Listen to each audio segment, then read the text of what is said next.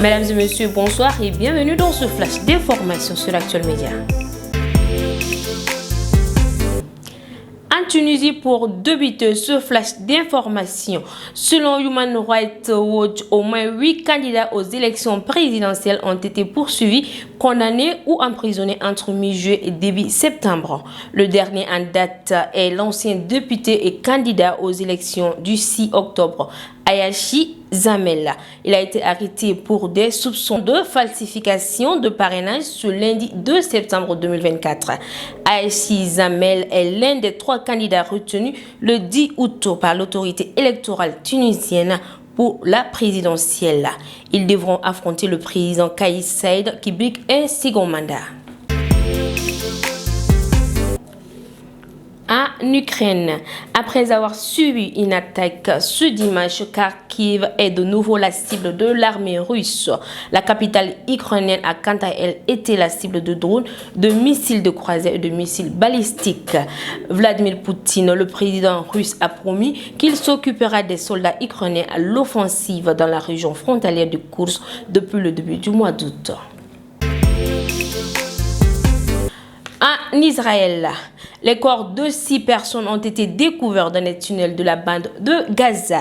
L'armée israélienne a retrouvé le cadavre de 6 otages, dont 2 femmes et 4 hommes, kidnappés en Israël par les Hamas le 7 octobre dernier.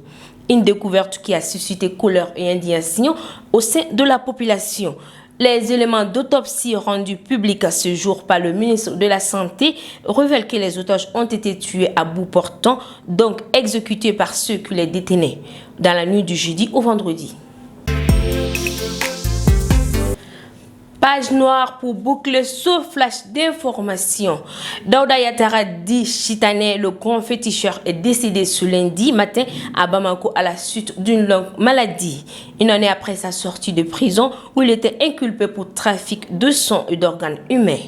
L'homme était connu pour être un grand expert de sciences occultes.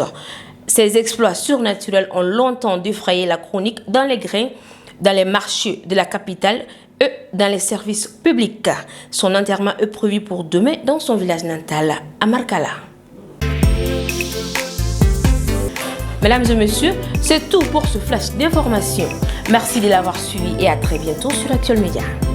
Ce flash vous a été présenté par l'OTS, Sistra Technologies et l'Université Bazo. La prestigieuse université d'excellence est UTG, première université qui offre la formation robotique et électronique révolutionnée au Mali.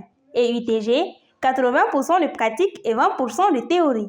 Elle oriente surtout les jeunes vers l'entrepreneuriat, ce qui fait que 70% de ses étudiants deviennent des entrepreneurs. L'École supérieure de commerce ESC Mali School of Management, l'école qui forme les leaders de demain, elle se distingue comme l'une des meilleures écoles de commerce de la sous-région. ESC Mali est réputée pour l'excellence de ses formations qui préparent efficacement les étudiants à devenir des entrepreneurs et des managers compétents.